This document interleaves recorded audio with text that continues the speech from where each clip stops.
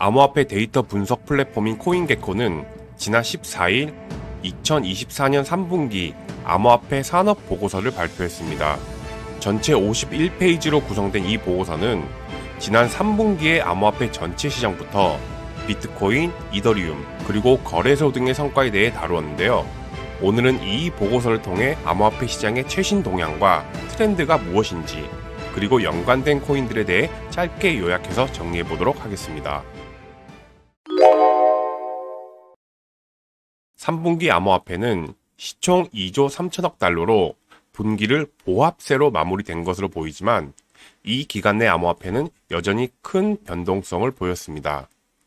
특히 7월 일본은행의 예상치 못한 금리 인상과 8월 세계 경제 약세로 인해 암호화폐는 급락을 보여줬습니다. 2조 달러까지 떨어진 시총은 이후 9월에 미 연방준비제도의 금리 인하, 그리고 중국의 새로운 경기 부양책 발표에 힘입어 현재 수준으로 겨우 회복되어 3분기를 마무리 지었는데요.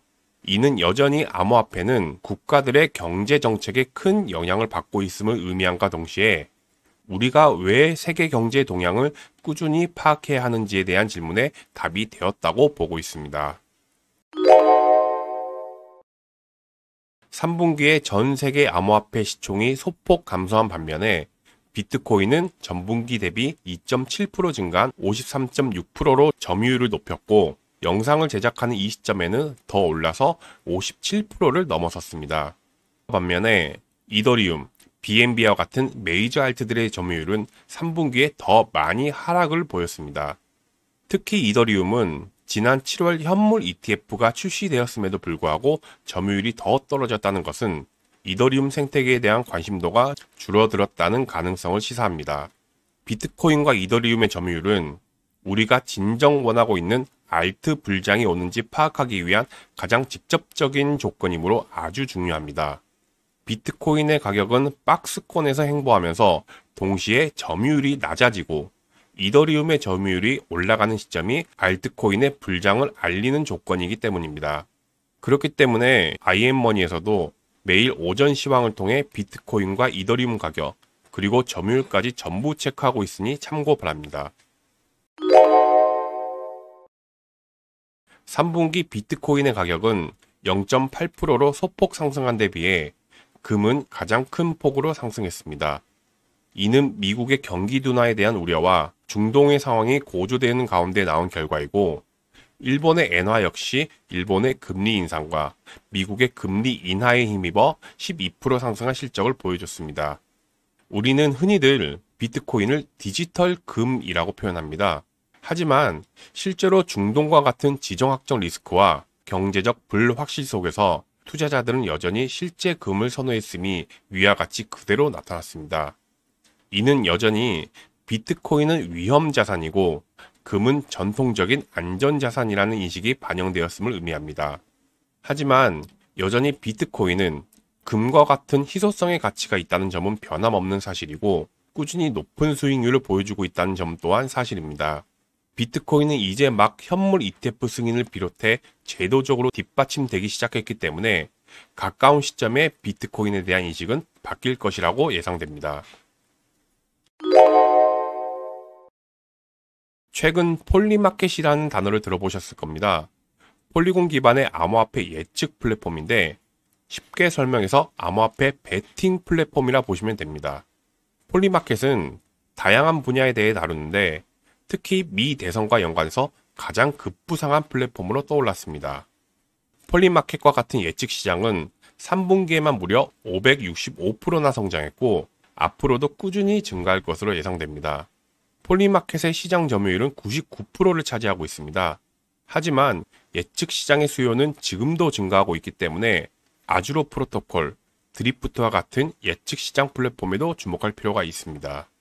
아주로 프로토콜은 게이트.io, 맥스C 등에 상장되어 있고, 드리프트는 코인베이스, 바이빗, 후오비 등의 다양한 글로벌 거래소에 상장되어 있습니다. 두 프로젝트들은 아직 국내 거래소에는 상장되어 있지 않습니다. 이더리움 레이어2의 총 거래량은 3분기에 꾸준히 증가하여 일일 거래량이 1000만 건을 거의 돌파했습니다. 베이스는 연초부터 네트워크 활동이 크게 급증했으며 3분기 전체 거래의 42.5%를 차지하며 가장 활발하게 활동하는 레이어 2 프로젝트입니다. 그 뒤를 이어 아비트럼이 18.9%의 거래를 기록했고 블래스트가 8.1%로 그 뒤를 이었습니다. 위와 같은 레이어 2 프로젝트들의 거래량 성장은 올해 초 진행된 이더리움 덴쿤 업그레이드의 영향을 받은 결과입니다. 덴쿤 업그레이드로 네트워크들의 거래 수수료와 효율성이 크게 개선된 점이 반영되었기 때문입니다. 레이어 2 네트워크 역시 성장 중에 있습니다. 그리고 이더리움이 성장할수록 레이어 2 역시 동반 성장하므로 이더리움과 레이어 2에 관심이 있으시면 베이스 기반의 종목들과 아비트럼, 옵티미즘, 블라스트와 같은 종목들을 주목할 필요가 있습니다. 바이낸스는 9월 시장 점유율 38%로 마감하여 여전히 가장 큰 중앙화 거래소이지만 2022년 1월 이후 40% 미만으로 떨어진 적은 이번이 처음입니다. OKX와 게이트.io 모두 3분기에 30% 이상 거래량이 감소했고 코인베이스도 23.8% 감소하여 6위에서 10위로 떨어졌습니다. 한편 크립토닷컴은 160.8% 거래량이 증가하여 상위 10위권 내에서 가장 빠르게 성장한 중앙화 거래소가 되었습니다. 중앙화 거래소의 거래량이 감소했다는 뜻은 아무래도 3분기가 암호화폐 시장의 정책이었음을 반영한 의미로 해석됩니다. 그리고 거래소들의 거래량과 시장 점유율은 바이낸스의 BNB, 크립토닷컴의 크로노스 등 거래소 토큰을 보유한 홀더들은 해당 거래소의 성적을 주목할 필요가 있습니다. 덱스 섹터에서 이더리움은 여전히 시장 점유율을 리드하고 있습니다. 하지만 지난 7월부터 점유율은 꾸준히 40% 아래로 밑돌고 있고 누적 거래량 역시 19.6% 감소했습니다. 이더리움의 시장 점유율은 주로 솔라나와 베이스에게 돌아갔습니다. 두 프로젝트는 3분기 암호화폐 시장이 부진한 시기임에도 불구하고 성장했다는 점이 주목되고 있는데 성장 요인들 중 가장 큰 비중을 차지한 요인은 바로 밈코인입니다. 밈코인은 RWA, AI를 제치고 가장 좋은 성적을 거둔 분야로서 특히 솔라나의 도그 위헷, 봉크, 북 오브 밈 등의 밈코인들은 엄청난 수익률을 보여줌과 동시에 솔라나 생태계를 발전시키며 밈코인 섹터를 주도했습니다. 베이스 역시 브렛, 디젠 등의 밈코인에 힘입어 솔라나 기반의 밈 흐름을 뒤이어받아서 생태계를 확장시켰습니다. 그리고 가장 최근에 트론은 트론 기반의 밈코인 거래 플랫폼 썬펌프 출시를 통해 손오공, 썬도그 등의 밈코인 대박으로 덱스 거래 상위 10위권에 새로 진입했습니다. 이렇게 올해는 밈코인이 시장을 주도했고 밈코인의 성공은 해당 블록체인의 성장을 이끌어왔습니다. 밈코인의 인기는 앞으로도 지속될 것으로 전망되기 때문에 솔라나, 베이스, 트론처럼 어떤 네트워크 기반의 밈코인이 다음 대세를 이끌어갈지를 주목해야 합니다. 오늘은 이렇게 코인게코의 보고서를 통해 올해 3분기 암호화폐 동향을 살펴보았습니다. 전체적으로 보자면 암호화폐는 주요 국가들의 정책으로 인해 하락과 상승을 겪었습니다.